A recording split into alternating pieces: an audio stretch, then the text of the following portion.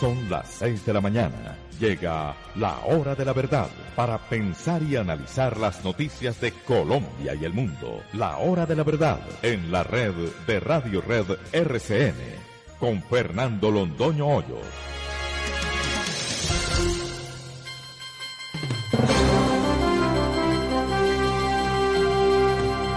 Muy buenos días, son las 6 de la mañana de este jueves 11 de junio de 2020.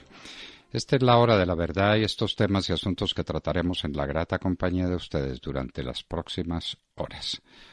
Hoy, jueves 6 de la tarde en la hora de la verdad. Estaremos con ustedes contando no solo las últimas noticias, sino comentando los grandes acontecimientos de Colombia y el mundo. 6 de la tarde por vía digital, Facebook y YouTube. ¿Por dónde es? Bueno, estaremos a las 6 de la tarde de hoy. Ahora sí, para garantizar una transparencia absoluta en las próximas elecciones, vamos a traer el sistema de Venezuela, el Smartmatic y toda la gente de Venezuela para que Thomas Gregan Sons, es decir, Juan Manuel Santos, es decir, la corrupción en pasta. No sé si vamos a importar a Tibisay y Lucena también. Eso es lo que tiene preparado la Registraduría del Estado Civil. Un experto de talla mundial en la materia, Sergio Espinosa, nos contará de ese atentado que se está consumando contra Colombia. ¿Cómo reclamar su dinero en Davivienda? Esto es importantísimo. Se han presentado quejas, tiene que haberlas en un proceso tan complejo como ese, pero estaremos con Margarita Henao, la vicepresidenta de Productos de Banca Personal, y David Plata de Davivienda. Lo que se ha repartido para calmar el hambre en el país. La Catedral de Palmira. Se habla siempre de la Catedral de Pablo Escobar, allá en las vecindades de Medellín. No se habla de la Catedral de Palmira, la que montaron los Rodríguez Orejuela, con la muy clara aquiescencia del director de la policía de entonces, un general Oscar Naranjo, que ahora hace las veces de héroe. Segunda ola de coronavirus en los Estados Unidos, anuncia Bloomberg. Sube la hospitalización en 19 estados, después del Memorial Day y después de las manifestaciones en protesta por la muerte de George Floyd. La Federal Reserve va a dejar los intereses cercanos a cero hasta el año 2022. La Federal Reserve anuncia cuál va a ser su política. El hermano de Floyd pronuncia un discurso que estremeció también a los Estados Unidos y dijo, bueno, esta fue una discusión por un billete de $20. ¿Eso vale la vida de un negro? AMLO, el presidente de México, dice sobre economía, estamos tocando fondo. Qué esperanza para los mexicanos, van a tocar fondo. Caída de la economía colombiana la calcula la OCDE entre 6.1 y 7.9. Carrasquilla, a propósito, es el ministro más desprestigiado de entre todos los ministros.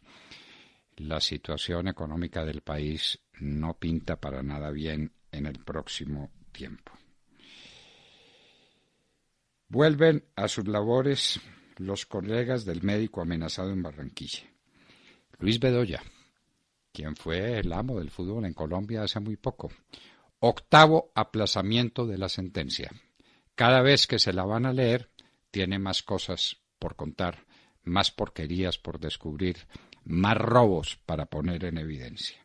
¿Qué sujeto era Luis Bedoya o es Luis Bedoya? La disputa por el oro de Venezuela entre Guaidó y Maduro. En la Gran Bretaña hay una cantidad de oro guardado por Venezuela, lo reclama Maduro y Guaidó dice, no señor, el presidente soy yo, usted no es el presidente. Los subsidios para la nómina empresarial en Colombia irán hasta agosto. En los Estados Unidos, discusión por los confederados. El Pentágono de acuerdo en que se borre la memoria de los llamados confederados, los que enfrentaron en la guerra civil a Lincoln y a sus hombres. El coronavirus en la India, más de 10.000 contagiados por día. Es el tercer país con más contagios después de Brasil, que hoy es el campeón, la gripiña de Bolsonaro, y los Estados Unidos. Chile y Perú a la cabeza de contagios por millón de habitantes. La Federal Reserve dice que habrá desempleo de 9.3 en los Estados Unidos hasta el 2022. El presupuesto tiene un déficit de 1.88 billones de dólares por ayudas económicas.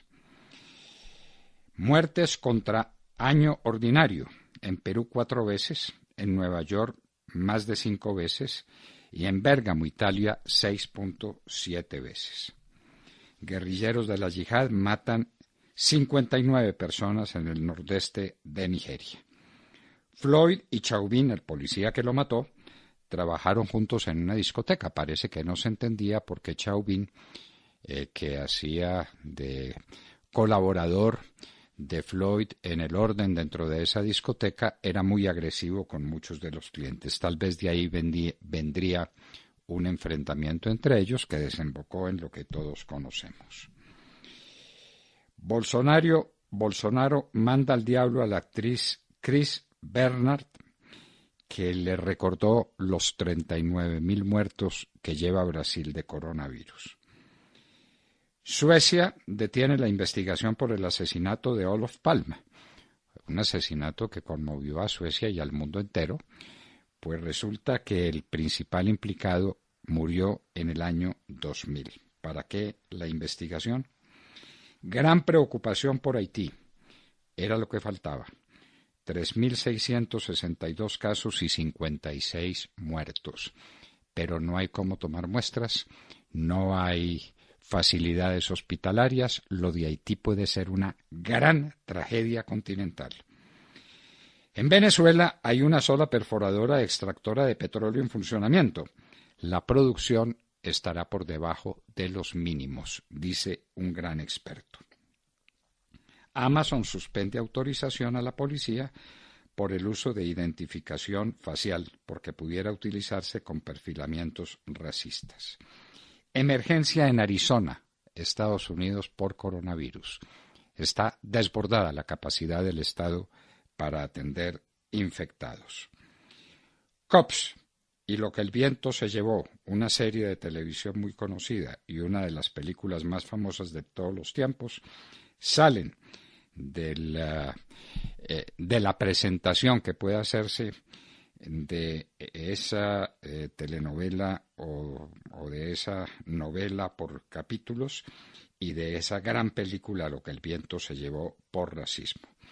En un día como hoy, año de 1504, el matrimonio de Enrique VIII y Catalina de Aragón. ¿Quién era Catalina de Aragón? De ella se habla muy poco, hablaremos nosotros lo suficiente para que conozcan el perfil de esa gran reina con un destino tan trágico como el suyo. De todo esto y de mucho más hablaremos con ustedes en las próximas horas en La Hora de la Verdad. Y recuerden que en estos tiempos de estar en casa son muchas las opciones que tienen para sintonizarnos. Estamos como siempre en los dispositivos móviles a través de TuneIn. Allí nos encuentran como La Hora de la Verdad. También estamos presentes en Facebook Live o a través de nuestra página de internet www.lahoradelaverdad.com.co. Estamos también en las frecuencias de Radio Red de RCN en los diales 710 AM en Medellín, 1200 AM en Cali y 970 AM en Bogotá. Y se enlaza con nosotros la señal de Radio Sabana de Sincelejo a través de los 1370 AM. Recuerden que ahora el contenido de nuestras emisiones se encuentra disponible en 9 plataformas de podcast. Nos puede encontrar en su plataforma preferida. Los oyentes de La Hora de la Verdad nos escuchan principalmente a través de Apple Podcasts y a través de Spotify. Si no se han suscrito, no olviden en suscribirse lo más pronto posible. No olviden que los oyentes son lo más importante de la Hora de la Verdad. Con todos nos encanta siempre estar en contacto y hay muchas maneras de hacerlo. Nos pueden seguir en Twitter y enviarnos sus comentarios a nuestra cuenta @Hora de la Verdad, o también pueden hacerlo a través de Instagram, nuestra cuenta @La Hora de la Verdad oficial, o a través de Facebook, en donde además de estar emitiendo en directo, estamos pendientes de sus opiniones y de sus comentarios. En Colombia son las 6 de la mañana, 10 minutos. Continuamos con las noticias, con las más importantes del momento. Gracias por su compra. ¿Y la factura? Ya la tiene en su correo, es electrónica y ecológica. Uy, vecino, qué eficiencia con todo el negocio sistematizado. Sí, es que me demoro menos en consultarla, me ahorra plata y a usted le sirve para reducir impuestos. Así los dos ganamos. Genial, voy a empezar a pedir en todo lado la factura electrónica. Si yo pude, todos podemos. En la DIAN cada día trabajamos con empeño para ser más cercanos, ágiles y eficientes. DIAN, por una Colombia más honesta. El gran Alfredo Sadel está interpretando esta bellísima canción de José Mojica y José Sabre Marroquín, Nocturnal. Con esa canción tan hermosa, saludemos la mañana desde los Estados Unidos, Cristina Londoño.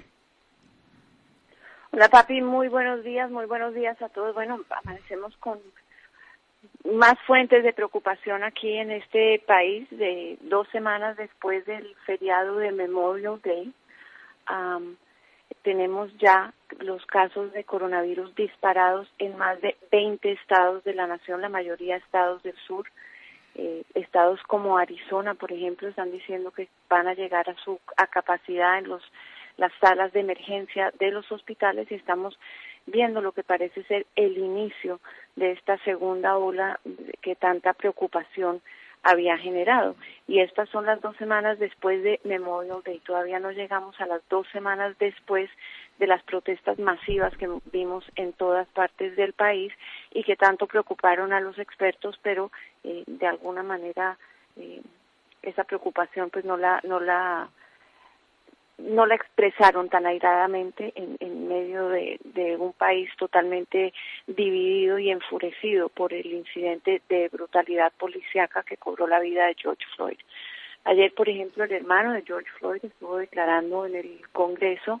Ya les había hablado el martes de distintas propuestas que hay circulando. Ya tenemos una demócrata a nivel nacional para reformar el manejo de la policía en todo el país.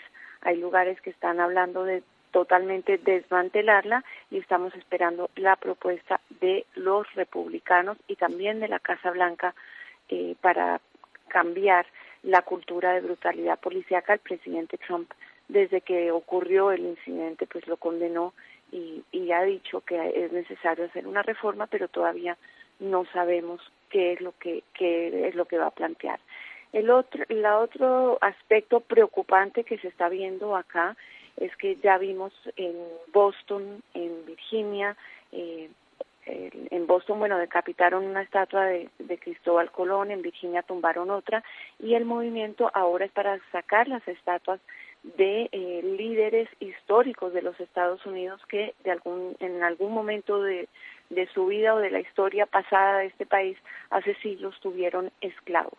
Y ese movimiento ha llegado incluso a algunos a sugerir que tumben el monumento a George Washington, el obelisco gigante que está en la ciudad de Washington, también el monumento a Jefferson, que cambien los nombres de las calles y de alguna manera que borren parte de la historia de los Estados Unidos, que incluye muchos próceres, líderes y políticos que en su momento tuvieron esclavos. Entonces, pues es un movimiento bastante fuerte. Por ejemplo, NASCAR, la entidad de carreras de carros, prohibió el uso de la bandera confederada. También de esa época, también que se asocia con dueños de esclavos. Entonces, lo que estamos viendo es un nuevo tema de división en el país. Ya hay quienes están en contra de quitar la bandera confederada. Vimos también que en la Liga Nacional de Fútbol, pues el presidente de esa Liga Nacional de Fútbol dio marcha atrás a unas protestas que se dieron hace unos años cuando Colin Kaepernick de los San Francisco 49ers decidió arrodillarse durante el himno nacional. Eso fue visto como una falta de respeto contra el himno. Varios jugadores afroamericanos se pegaron a esa propuesta, pero ahora pues entonces la Liga Nacional de Fútbol dice que estuvo equivocada y que esa propuesta sí es válida. Lo que les puedo decir es que la división es grande, el presidente Trump negándose a cambiarle los nombres a distintas instituciones militares que llevan nombres de generales de la época confederada, y bueno, eso es lo que vamos a ver de aquí en adelante, y lo estamos viendo en medio de una segunda ola, de lo que parece ser una segunda ola de pandemia. Es lo que tengo por el momento. Ahora regreso contigo al estudio para que tengan muy buenos días y muy buenos días a todos. Y no tiene poco Cristina Londoño, ¿no? La división total del país y de la historia de los Estados Unidos es lo que se propone. Borrar toda la parte histórica donde alguien podía tener esclavos como George Washington, por ejemplo. Es destruir la historia de los Estados Unidos y volverle a escribir a una manera muy peculiar de ver las cosas. Ave María. Sergio Gel. Doctor Londoño, muy buenos días para usted, para todos nuestros oyentes. Abrimos la mañana repasando los datos de la encuesta de Datatexco de Pulso País, que pone las cosas en perspectiva de manera muy interesante al mostrar cómo va el sentir de la gente frente a los gobernantes y frente a los grandes temas del país. Una encuesta desarrollada entre el 4 y el 7 de junio y en la que el 61% de los encuestados considera que el país va por mal camino. Tan solo el 30% considera que el país va por buen camino. Entre tanto, el 45% de los encuestados considera que la seguridad ha empeorado, un 39% cree que está igual y tan solo un 15% cree que la seguridad ha mejorado. El pesimismo, comprensible en medio de la pandemia, embarga a los colombianos en lo que tiene que ver con su situación económica y la de sus familias. Y es que un 54% cree que la situación económica de personal y de sus familias empeorará, un 36% cree que seguirá igual y tan solo un 9% cree que mejorará. La imagen favorable del presidente Duque, a pesar de que ha repuntado en medio del... sigue siendo una imagen favorable muy baja, pues tan solo el 36% de los colombianos tiene una opinión favorable de la imagen del presidente Duque y un 54% tiene una imagen desfavorable del primer mandatario. Recordemos que viene de un 24% de aprobación y de un 68% de desaprobación antes del inicio de la pandemia. Y es que el 73% de los encuestados considera, por ejemplo, que Duque está manejando mal el tema del desempleo. Entre tanto, el 56% de los encuestados considera que está manejando mal el tema de las Fuerzas Armadas. El 69% considera que está manejando mal el tema de la guerrilla. En el tema de salud, pues un tema fundamental en estos momentos, el 68% considera que está manejando mal el tema de salud y tan solo un 16% considera que lo está manejando bien. El tema del narcotráfico, el 68% también considera que está manejando mal el tema del narcotráfico y el 69% de los encuestados considera que está manejando mal el tema de la economía, mientras que un 23% pues aprueba la manera como lo está haciendo. Eso en lo que tiene que ver con el presidente Duque. De sus ministros podemos decir que al que peor le va es al ministro de Hacienda Alberto Carrasquilla, a la que mejor le va es a la recién posesionada ministra TIC Karen Abudinen. Y si le parece, repasemos rápidamente también qué está pasando con los principales mandatarios de las capitales del país. Por supuesto, tenemos que revisar qué está pasando con Claudia López en Bogotá, que tiene un 76% de aprobación, imagen favorable del 76%, desfavorable del 18%. El alcalde Daniel Quintero en Medellín ha aumentado su imagen favorable de manera considerable en medio de la pandemia. Él antes de la pandemia tenía una imagen favorable del 41%, esta pasó ahora al 84%. El alcalde de Barranquilla tiene una imagen, digamos que dividida casi que mitad a mitad, porque el 48% de los encuestados en Barranquilla considera que bueno, no tiene una buena imagen del alcalde de Barranquilla y el 44% tiene una buena imagen. Y el alcalde de Cali Ospina tiene una imagen favorable del 67% y una imagen desfavorable del 26%. Así que pues estos son los principales datos de esta encuesta de Atexco, que nos pone en perspectiva de qué está sintiendo la gente en Colombia, de qué opinión tiene de los mandatarios de las ciudades, pero también de qué opinión tiene del presidente de los colombianos, que de nuevo aumenta su imagen favorable, pero no en gran medida. Comentaremos largamente esa encuesta en la tarde de hoy, la tarde en la hora de la verdad. Montserrat Fernández. Muy buenos días. Por segundo día consecutivo suben los números de contagiados por coronavirus en España y se duplican respecto a los del día anterior.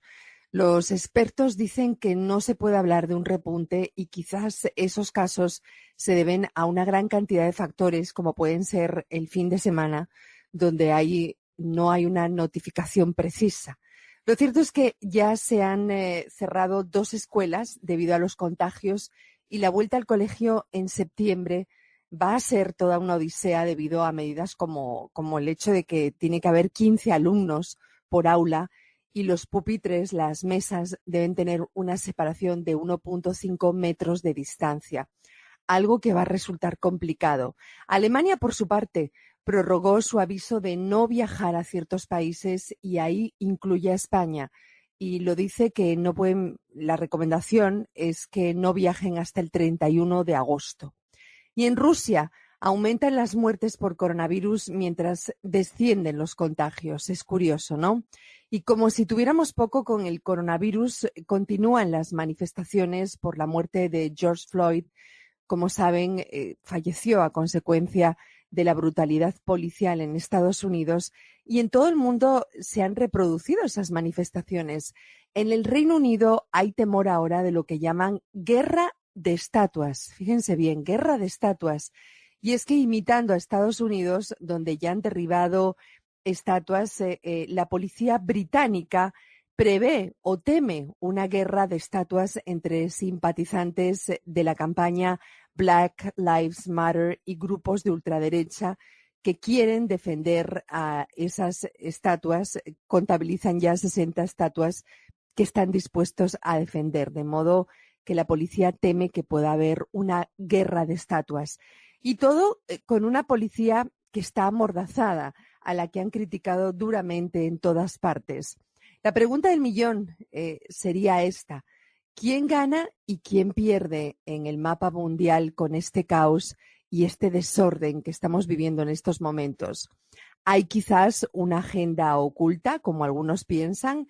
¿Hay grupos e incluso países que mueven los hilos de estas manifestaciones violentas? ¿Ustedes qué creen? Bueno, Cristina Londoño y Montserrat Fernández han puesto el dedo en la llaga. Nos preguntan qué creemos. Lo comentaremos ampliamente en la tarde de este jueves a las 6 de la tarde por vía digital. En Facebook estaremos a las 6 de la tarde haciendo estos comentarios sobre estos temas apasionantes, estremecedores. De Mar Córdoba. Doctor Fernando, compañeros de la mesa, oyentes de la hora de la verdad, muy buenos días. A pesar de tantos temas fundamentales e importantes en el país por cuenta del COVID-19, donde aumentan las muertes y los contagios, los sectores políticos de la extrema izquierda resolvieron, haciendo uso del derecho de oposición, hacerle un tercer debate de control político al ministro de la Defensa, Carlos Holmes Trujillo, por la presencia en el país de la Brigada de Asistencia de Fuerza de Seguridad de los Estados Unidos, que para este sector representa una amenaza y seguimos sin entender por qué. El debate arrancó pasadas las 4 de la tarde y terminó sobre las 12 de la noche y contó con la presencia del ministro de la Defensa, Carlos Holmes Trujillo, como citado, que ha explicado al país hasta el cansancio que se trata de la presencia de 53 hombres de las fuerzas militares de los Estados Unidos que no llegaron armados, que ya están aquí en cuarentena y que dedicarán sus esfuerzos para asesorar a los estados mayores de las fuerzas de tarea conjunta en distintas regiones del país donde hay incidencia del narcotráfico. Este personal va a trabajar en las unidades militares en los estados mayores de las fuerzas de tarea conjunta Hércules, Vulcano, Omega y la Brigada contra el Narcotráfico. Pero lo que se supone sería un debate político claro y definido, terminó por ser una sopa de letras donde se habló de lo humano y lo divino y no de la importancia de este apoyo en la lucha contra el narcotráfico, Así abría el debate el ministro Carlos Holmes Trujillo en su momento de respuesta a los citantes a esta situación en el Congreso de la República. Se han dicho muchas cosas en este debate a las cuales voy a referirme aún dentro de las limitaciones que el tiempo me impone, porque naturalmente hay que aprovechar esta gran oportunidad para informar bien a los colombianos. Y digo con énfasis informarlos bien, porque lo que se ha dicho contiene desinformaciones, imprecisiones, falacias, señalamientos que no corresponden a la realidad, conclusiones que no tienen nada que ver con los hechos, interpretaciones de la Constitución que no corresponden, pretensión incluso de redactar un texto constitucional nuevo como si los textos constitucionales fueran materia de los deseos individuales y no de los procesos constituyentes, muy exigentes todos estos. Aunque muchos no lo quieran entender, Colombia tiene firmados varios acuerdos en temas de cooperación militar que debe honrar y por lo mismo estas ayudas tienen el soporte constitucional en el artículo 9. De esta manera respondía como vocera del Centro Democrático la senadora Paola Holguín a los ataques violentos en contra del gobierno y en contra de su bancada, que siempre es objeto de señalamientos muy graves por parte de la oposición.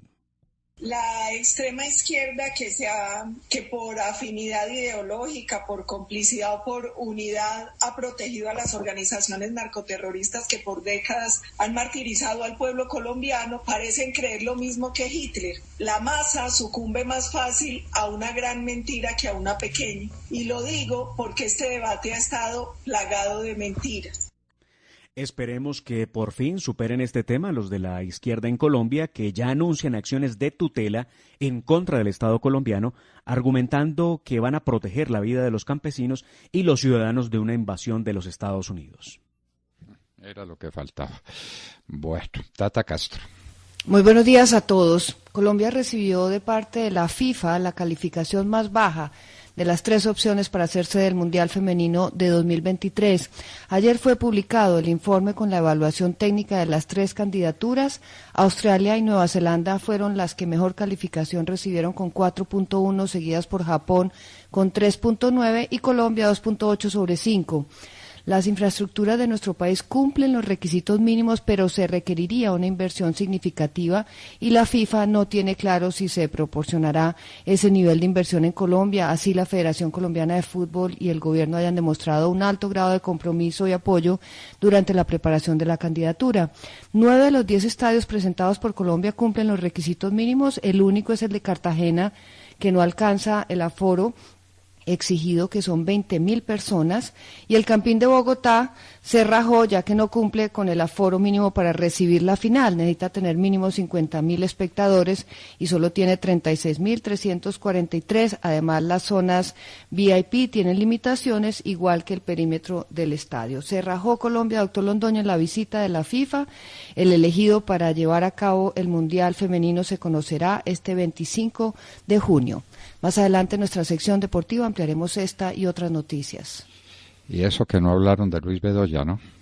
Sí. El máximo dirigente del fútbol colombiano. 8 postergaciones de la sentencia porque cada vez tiene más cosas malas que contar del fútbol colombiano y que él dirigió durante tanto tiempo. ¡Qué horror, por Dios! Y en un minuto estaremos con Carlos Meisel, senador por el Centro Democrático, que viene de la ciudad de Barranquilla, que tiene una situación muy compleja en estos momentos por el coronavirus. En un minuto. Atención, beneficiarios del programa Ingreso Solidario. Ya pueden recibir su giro del Gobierno Nacional. 6 de la mañana, 31 minutos.